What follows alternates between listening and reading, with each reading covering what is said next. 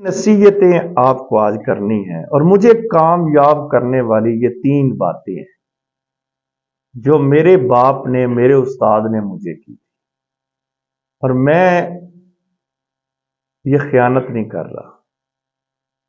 मेरे पास बतौर इमानत वो आप तक मैं पहुंचा रहा हूं और मेरे सुनने वाले जितने भी हैं तालिब इल्म हैं, मैं बतौर मुअल्लिम एक ये चीज आपको बता रहा हूं, आपने खयानत नहीं करनी,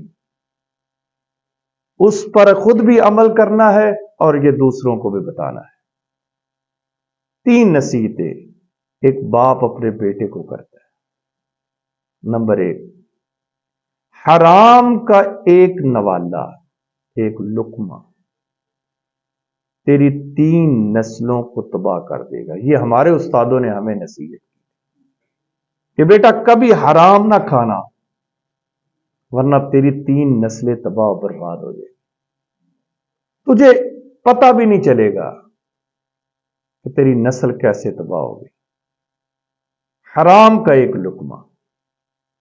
और दूसरी नसीहत जो उन्होंने की थी कि दुआ करना कि तेरा पैसा डॉक्टरों और हकीमों पर ना उठे, दोस्तों और मेहमानों पर उठे। कहने का मकसद उनका यह था कि मेहमानों की इज्जत करना, घर आए हुए लोगों को खाना खिलाना, दोस्त जो तेरे हैं वो बुजुर्ग हो जाएं या किसी के पास पैसा नहीं है उनको पैसा दे। और ये ऐसी नसीहत है जो तमाम बीमारियों से हमें निकाल दे। डॉक्टरों और हकीमों के पास जाने वाले ये चीज ज़हन में रख लें कि अगर तुमने इस पर अमल कर दिया, कि डॉक्टरों को जो पैसे तुम लुटाते हो, हकीमों को जो पैसे देकर आते हो, ये पैसे बच जाएंगे, आपकी जिंदगी तबाह नहीं होगी, आप बच जाएंगे। मुझे एक दोस्त ने बड़ी खूबसूरत बात सुनाई कि एक शख्स बीमार हो गया।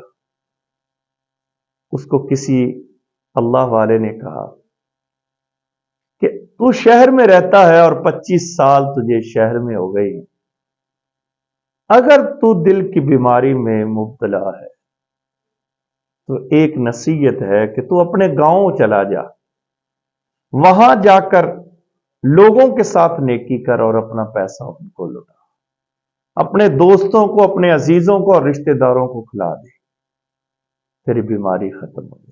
वो खुदा की कसम उठाकर कहता है कि मैंने 2 महीनों के बाद जब वापस लौटा तो मैंने टेस्ट करवाई, 90% मेरा दिल ठीक हो गया, मेरी बीमारियां खत्म हो गई।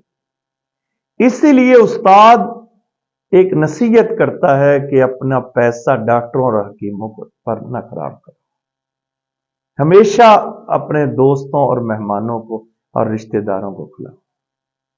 तीसरी नसीहत जो हमारे उस्तादों ने बतौर बाप की थी और हमने शिगिर्द समझकर और बेटा समझकर वो उसको कबूल किया था। उस्ताद जी फरमाया करते थे कि बेटा जिसका दस्तरखान आबाद है उसकी जिंदगी आबाद है। अब देखिए जितनी जितनी बड़ी खानकाहें हैं, लोग वहां क्यों जाते? फैज लेने के।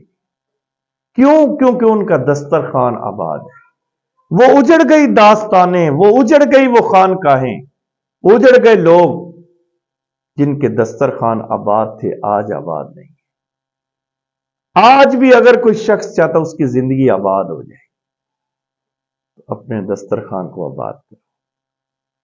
अपनी रोटी पर जहां तुम खाते हो वहां किसी गरीब को बिठाओ, किसी फकीर को बिठाओ, किसी मस्कीन और बेवाओं को बिठाओ और किसी यतीम के सर पर हाथ रखकर उसको खिलाओ।